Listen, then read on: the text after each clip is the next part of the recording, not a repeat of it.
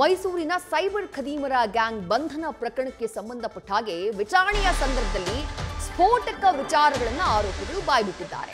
Sim ಖರೀದಿ ಮಾಡಿದ್ದವರ ದಾಖಲಾತಿಯನ್ನ ಪಡಿತಾ ಇತ್ತಂತೆ ಈ ಗ್ಯಾಂಗ್. ಒಂದೇ ದಾಖಲಾತಿಯಿಂದ 8-10 ಬ್ಯಾಂಕ್ ಅಕೌಂಟ್ಗಳನ್ನು ಓಪನ್ ಮಾಡ್ತಾ ಇದ್ರು.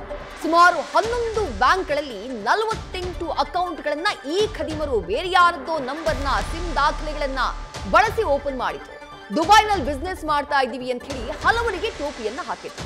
ಸದ್ಯ ಈ ಕೇಸ್ಗೆ ಸಂಬಂಧಪಟ್ಟ ಹಾಗೆ ಆಡುಗೋಡಿ ಪೊಲೀಸರು ತನಿಖೆಯನ್ನ ಮುಂದುವರಿಸಿದ್ದಾರೆ. ಡೀಟೇಲ್ಸ್ ನಮ್ಮ ಪ್ರತಿನಿಧಿ ಶಿವಕುಮಾರ್ ನೀಡ್ತಾ ಹೋಗ್ತಾರೆ. ಶಿವಕುಮಾರ್, ಸಿಮ್ ಖರೀದಿಯ ದಾಖಲೆ ಅಷ್ಟು ಈಸಿಯಾಗಿ ಇವರಿಗೆ ಸಿಗ್ತಾ ಇದ್ದಿದ್ದು ಹೇಗೆ? ಜೊತೆಗೆ ಇದರಲ್ಲಿ ಬ್ಯಾಂಕ್ನವರು ಕೂಡ ಶಾಮೀಲಾಗಿರುವ ಅನುಮಾನ ಏನಾದರೂ ಇದೆಯಾ ಹೇಗೆ ಅಂತ ಹೇಳಿ?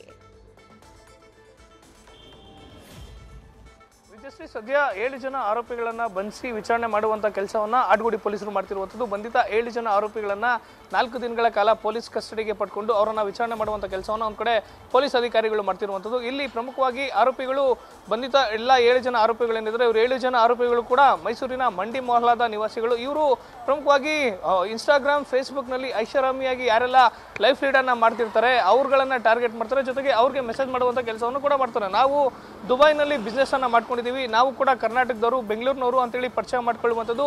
ದುಬೈನಲ್ಲಿ ಬೇರೆ ಬೇರೆ ಬಿಸ್ನೆಸ್ ಅಲ್ಲಿ ಹಣವನ್ನ ಸಂಪಾದನೆಯನ್ನ ಮಾಡಿದೀವಿ. ನಾವು ದುಬೈನಲ್ಲಿ ಗಳಿಸಿರುವಂತಹ ಹಣವನ್ನ ಭಾರತಕ್ಕೆ ತರಬೇಕಾದ್ರೆ ಅದಕ್ಕೆ ಟ್ಯಾಕ್ಸ್ ಕಟ್ಟಬೇಕಾಗುತ್ತೆ. ಹೀಗಾಗಿ ಇಲ್ಲಿ ನಾವು ಸಂಪಾದನೆ ಮಾಡಿರುವಂತಹ ಹಣವನ್ನ ನಿಮ್ಮ ಖಾತೆಗೆ ಹಾಕ್ತೀವಿ, ನೀವು ಇಂತಿಷ್ಟು ಪರ್ಸೆಂಟೇಜ್ ಅಂತ ಹಣವನ್ನ ಡಿಡಕ್ಟ್ ಮಾಡ್ಕೊಂಡು ನಾವು ಹೇಳ್ದಂಥವ್ರಿಗೆ ಹಣವನ್ನ ಕೊಟ್ಟರೆ ಸಾಕು ಅಂತೇಳಿ ನಂಬಿಸುವಂಥದ್ದು. ಈ ರೀತಿಯಾಗಿ ವಂಚನೆಯನ್ನ ಮಾಡ್ತಿರ್ತಾರೆ. ಜೊತೆಗೆ ಆರೋಪಿಗಳು ಪ್ರಮುಖವಾಗಿ ಇವರು ಬೇರೆ ಬೇರೆ ಅಕೌಂಟ್ಗಳ ಮಾಹಿತಿಯನ್ನು ಪಡ್ಕೊಳ್ಳುವಂಥದ್ದಾಗಿರ್ಬೋದು, ಬೇರೆ ಬೇರೆ ಅಕೌಂಟ್ಗಳನ್ನು ಮಾಡಿಸುವಂಥದ್ದಾಗಿರ್ಬೋದು. ಹೇಗೆ ಅಂತೇಳಿ ಪೊಲೀಸರು ಸದ್ಯ ಕಸ್ಟಡಿಗೆ ಪಡೆದು ವಿಚಾರಣೆ ಮಾಡುವಂಥ ಸಂದರ್ಭದಲ್ಲಿ ಎಲ್ಲ ಆರೋಪಿಗಳು 7 ಜನ ಏನಿದ್ದಾರೆ ಇವರು ಮೂಲತಃ ಮೈಸೂರಿನವರು. ಜೊತೆಗೆ ಆರೋಪಿಗಳು ವಂಚನೆಗೆ ಬಳಸ್ಕೊಂಡಿರುವಂಥ ಬ್ಯಾಂಕ್ ಅಕೌಂಟ್ಗಳೆಲ್ಲವೂ ಕೂಡ ಮೈಸೂರಿನ ವಿವಿಧ 11 ಬ್ಯಾಂಕ್ಗಳಲ್ಲಿ ಮೈಸೂರಿನ 11 ವಿವಿಧ ಬ್ಯಾಂಕ್ಗಳಲ್ಲಿ ಸುಮಾರು 48 ಬ್ಯಾಂಕ್ ಅಕೌಂಟ್ಗಳನ್ನು ಆರೋಪಿಗಳು ತೆರೆದಿರುವಂಥದ್ದು. ಅದು ಕೂಡ ರಸ್ತೆ ಬದಿಗಳಲ್ಲಿ ಯಾರು ಸಿಮ್ಗಳನ್ನ ಖರೀದಿಯನ್ನ ಮಾಡ್ತಾರೆ, ಅಂದ್ರೆ ಆಧಾರ್ ಕಾರ್ಡ್ ಆಗಿರ್ಬೋದು, ಅವರ ಸಂಬಂಧಪಟ್ಟಂತ ದಾಖಲಾತಿಗಳನ್ನ ಕೊಟ್ಟು ಯಾರು ಎಲ್ಲ ಸಿಮ್ಗಳನ್ನ ಖರೀದಿ ಮಾಡ್ತಿರ್ತಾರೆ ಅವರ ಬಳಿಯಲ್ಲಿ ದಾಖಲಾತಿಗಳನ್ನ ಕದ್ದು ಕೆಲವೊಂದಷ್ಟು ಜನಕ್ಕೆ ನಿಮಗೆ ನಿಮ್ಮ ಆಧಾರ್ ಕಾರ್ಡ್ ಆಗಿರ್ಬೋದು ಫೋಟೋಗಳನ್ನ ಕೊಟ್ಟಂತ ಸಂದರ್ಭದಲ್ಲಿ ನಾವು ಗೇಮಿಂಗ್ ಆಪ್ ಅನ್ನ ನಡೆಸ್ತಾ ಇದೀವಿ, ನಿಮ್ಗೆ 2000 ಹಣವನ್ನ ಕೊಡ್ತೀವಿ ಅಂತೇಳಿ ಅವರ ದಾಖಲಾತಿಗಳನ್ನ ಪಡ್ಕೊಂಡು, ಅಂದ್ರೆ ಒಂದು ಗೇಮಿಂಗ್ ಆಪ್ ನಲ್ಲಿ ನೀವು ಅಪ್ಲೋಡ್ ಅನ್ನ ಮಾಡ್ಕೊಳ್ಳಿ, ಆಪ್ ಅನ್ನ ಇನ್ಸ್ಟಾಲ್ ಮಾಡ್ಕೊಳ್ಳಿ ಅಂತ ಹೇಳ್ತಾರೆ. ಆದ್ರೆ ಆ ಆಪ್ಗೂ ಈ ಆರೋಪಿಗಳಿಗೆ ಯಾವ ರೀತಿಯಾದ ಸಂಬಂಧ ಇಲ್ಲ.